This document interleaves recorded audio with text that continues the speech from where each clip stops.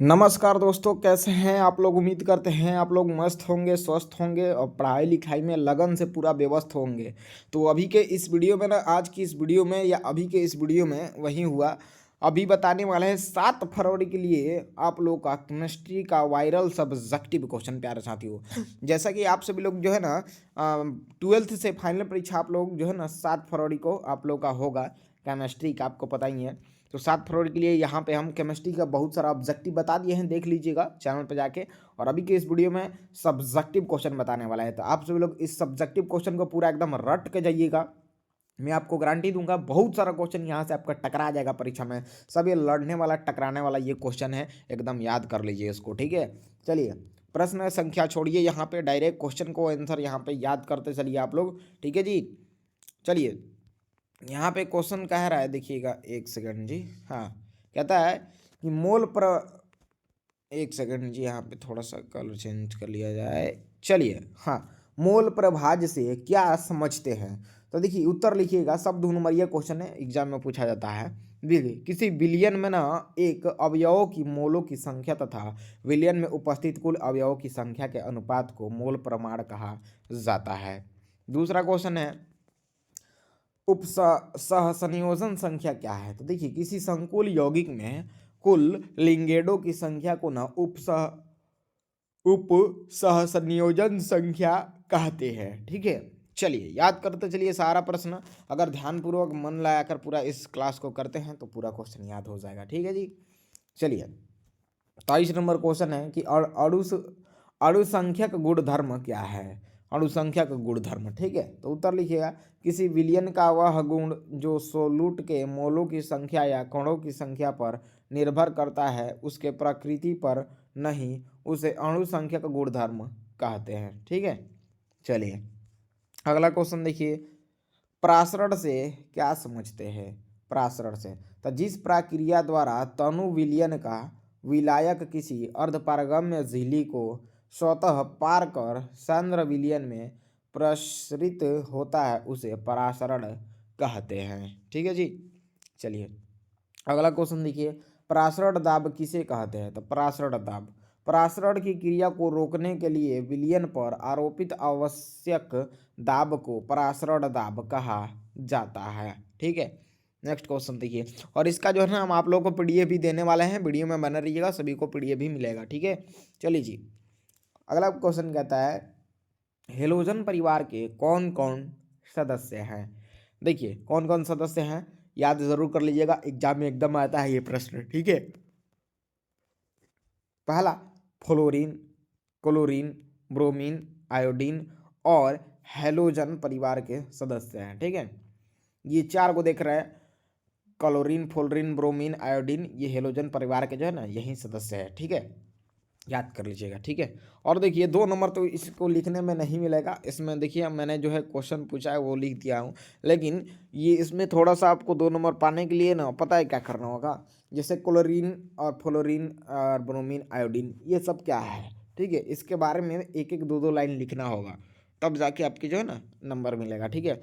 तो जैसे आयोडीन हो गया, तो आयोडीन क्या है, इससे क्या होता है, ठीक है। थोड़ा बहुत जानकारी दे देना है, ताकि एग्जामिनर जो है ना देखे तो भरा भरा कॉपी लगे तो आपको नंबर दे, ठीक है। तो ज़रूर एक दो लाइन उसमें बढ़ा दीजिएगा आप लोग, ठीक है। चलिए,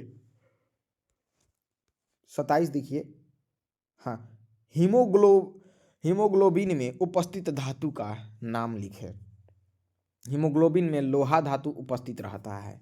यह सी कार्बन, हाइड्रोजन, ऑक्सीजन तथा नाइट्रोजन तत्व से बने होते हैं, ठीक है। किससे किससे बने होते हैं ये याद रखिएगा, देख लीजिए, किससे, कार्बन, हाइड्रोजन, ऑक्सीजन तथा नाइट्रोजन तत्व से बने होते हैं, ठीक है। नेक्स्ट क्वेश्चन है, ब्राउनी गति क्या है। प्यारे साथियों, ब्राउनी गति वाला तो क्वेश्चन एकदम आता ही है आपके परीक्षा में, याद कर जाइए इसको एकदम। देखिए, जब कोलाइडी विलयन का निरीक्षण किया जाता है तो कोलाइडी कण टेढ़ी मेढ़ी रास्ते में सॉरी, टेढ़ी मेढ़ी रास्ते में जो ना गमन करती है, इसे ही ना ब्राउनी गति कहा जाता है, ठीक है। अगला क्वेश्चन देखिए, नेक्स्ट प्रश्न है, आदर्श विलयन क्या है। तब ऐसा विलयन जो ताप एवं सांधरण के स्थिति में राउल्ट के नियम का पालन करता है आदर्श विलयन कहा जाता है। नेक्स्ट क्वेश्चन है अनादर्श विलयन क्या है। ठीक है, आदर्श और अनादर्श ये भी आता ही है क्वेश्चन, जितना बता रहे हैं ना सब 7 फरवरी के लिए केमिस्ट्री का ये बहुत ज़्यादा इंपॉर्टेंट क्वेश्चन है, एकदम याद कर जाइए इसको। ठीक है, चलिए नेक्स्ट है जी, कहता है अनादर्श विलयन क्या है। तब ऐसा विलयन जो ताप एवं सांधरण के स्थिति में राउल्ट के नियम का पालन नहीं करता है उसे अनादर्श विलयन कहते हैं, और जो पालन करता है उसे क्या कहते हैं जी, आदर्श विलयन। ठीक है, और अनादर्श उसके उल्टा हो जाएगा, पालन नहीं करता है वो। ठीक है, नेक्स्ट है हिमांक का अवनमन से क्या समझते हैं। तो हिमांक का अवनमन से जो है ना क्या समझते हैं, ये देखिए, जिस ताप पर किसी द्रव का चलिए जी, जिस ताप पर किसी द्रव का वाष्प दाब ठोस के वाष्प दाब के बराबर हो जाता है उसे हिमांक का अवनमन कहा जाता है। ठीक है जी, अगले क्वेश्चन की तरफ बढ़ते हैं। नेक्स्ट क्वेश्चन कहता है कि 2 विटामिन का नाम लिखे और उसके कमी से होने वाला रोग। ठीक है, देखिए, पहला विटामिन ए, दूसरा विटामिन बी। देखिए, विटामिन ए से जो होता है ना ये रतौंधी होती है, और विटामिन बी से बेरी बेरी होती है। ठीक है, याद रखिएगा। चलिए नेक्स्ट क्वेश्चन आपके स्क्रीन पे है, और इसका पीडीएफ के लिए आपको बता देते हैं, वीडियो के डिस्क्रिप्शन बॉक्स में व्हाट्सएप ग्रुप का लिंक दिए हैं। व्हाट्सएप ग्रुप से आप सभी छात्र छात्राएं ज़रूर जुड़ जाइएगा, व्हाट्सएप ग्रुप में ही आपको इसका पीडीएफ मिल जाएगा। ठीक है, सब लोग जल्दी से जाकर ज्वाइन कर लीजिए व्हाट्सएप ग्रुप को। ठीक है, चलिए 33 नंबर क्वेश्चन है, HI, से शक्तिशाली अम्ल है क्यों। HI से शक्तिशाली अम्ल है क्यों। तो देखिए, HI की अम्लीय शक्ति HF से अधिक होता है क्योंकि HI का बंधन लंबाई HF के बंधन लंबाई से अधिक होता है, अतः HI, से शक्तिशाली अम्ल है। ठीक है, नेक्स्ट क्वेश्चन देखिए। नेक्स्ट क्वेश्चन कहता है जी कि वाष्प दाब का अवनमन से क्या समझते हैं। तो वाष्प दाब का अवनमन से जो है क्या समझते हैं जी, तो जब शुद्ध द्रव या विलायक में अवाष्पशील विलय को मिलाया जाता है तो वाष्प दाब घट जाता है, जिसे वाष्प दाब का अवनमन कहा जाता है जी। ठीक है, अगला क्वेश्चन है कि क्वथनांक के उन्नयन से क्या समझते हैं। तो चलिए जी, तो जिस ताप पर किसी द्रव का वाष्प दाब वायुमंडलीय वाष्प दाब के बराबर हो जाता है उसे क्वथनांक का अवनमन कहते हैं। ठीक है, चलो जी नेक्स्ट क्वेश्चन की तरफ बढ़ते हैं हम लोग। प्रश्न कहता है फार्मेलिन का उपयोग लिखें। ठीक है, चलिए, इसका उपयोग निम्नलिखित है। क्या जी, इसका उपयोग जो है वो क्या है, निम्नलिखित है जी। ठीक है, जैसे कि यहाँ पे 2 उपयोग लिखे हैं हम। इसका उपयोग रंग या प्लास्टिक बनाने में किया जाता है, किसका, तो फार्मेलिन का। दूसरा, इसका उपयोग मृत जीव तथा पौधों के परीक्षण में होता है। ठीक है, याद रखिएगा, और 2 को ये लिख दीजिएगा, काफ़ी है। ठीक है, चलिए अगला क्वेश्चन देखिए। सब 2 नंबरिया क्वेश्चन है जी, पूरा रट जाइए, एकदम याद तो हो ही जाएगा, बहुत इजी है, और ये सारा क्वेश्चन पूछता है जी। ठीक है, और आपको इसका पीडीएफ भी हम देंगे, बोल रहे हैं ना, व्हाट्सएप ग्रुप से ज्वाइन कर लीजिए, ग्रुप में ही पीडीएफ मिलेगा। वीडियो के डिस्क्रिप्शन में व्हाट्सएप ग्रुप का लिंक दिया गया है ऑलरेडी, लिंक पे क्लिक कर लीजिएगा तो ऊपर फॉलो का ऑप्शन आएगा, दाब दीजिएगा, ग्रुप में जुड़ जाइएगा। ठीक है, नेक्स्ट क्वेश्चन देखिए 37 नंबर, थ्रेशोल्ड ऊर्जा क्या है। थ्रेशोल्ड ऊर्जा जो है ना वो क्या है जी, देखिए, ऊर्जा की वह न्यूनतम मात्रा जो अभिकारक के अणुओं के पास होती है थ्रेशोल्ड ऊर्जा कहलाता है। ठीक है, अगला क्वेश्चन देखिएगा, संचायक बैटरी से क्या समझते हैं। संचायक बैटरी से क्या समझते हैं।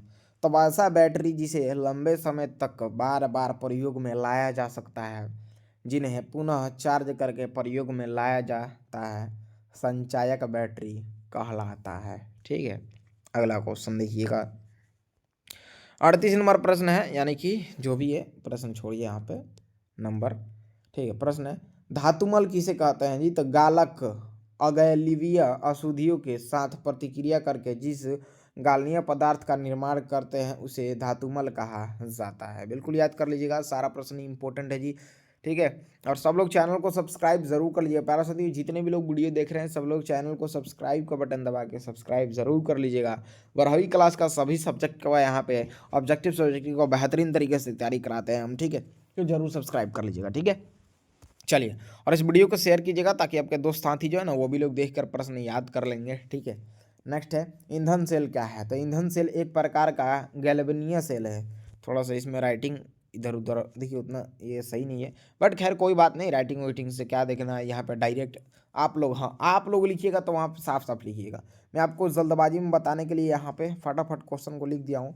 देखिए, ईंधन सेल एक प्रकार का गैल्वेनीय सेल है जिससे विभिन्न प्रकार के ईंधन O2, H2, CH4 इत्यादि रासायनिक ऊर्जा को विद्युत ऊर्जा में जो है ना परिवर्तित करता है, ईंधन सेल कहलाता है, ठीक है। अगला क्वेश्चन देखिए जी। नेक्स्ट है, ये क्वेश्चन को छोड़ दीजिए, ये ऑब्जेक्टिव टाइप का हो गया है। ब्रेवियस जालकों की संख्या कितनी होती है? 14 को होती है, ठीक है। नेक्स्ट क्वेश्चन देखिएगा, विशिष्ट चालकता किसे कहते हैं? प्रतिरोधकता के व्युत्क्रम को विशिष्ट चालकता कहते हैं। इसे के से सूचित किया जाता है, ठीक है। अगला क्वेश्चन है, बिंदु दोष क्या है? अपने निश्चित स्थान को छोड़कर क्रिस्टल चालक अन्य स्थान पर चल जाते हैं तो उसे उत्पन्न दोष बिंदु दोष कहते हैं, ठीक है। सब 2-2 नंबर वाला प्रश्न है, बहुत इंपॉर्टेंट है, एकदम रट जाइए। नेक्स्ट है, परासरण किसे कहते हैं? देखिए, वैसी प्रक्रिया ना जिसमें तनु विलयन का विलायक अर्धपारगम्य झिल्ली से होकर सांद्र विलयन में गमन करते हैं उसे परासरण कहा जाता है, ठीक है। नेक्स्ट है, रावल का नियम से क्या समझते हैं? देखिए, किसी तनु विलयन के वाष्प दाब का ना अपेक्षिक अवनमन विलय को मोल प्रभास के बराबर होता है। रावल का नियम से यही हम लोग समझते हैं, ठीक है जी। चलिए, अगला है, उल्टा परासरण से क्या समझते हैं?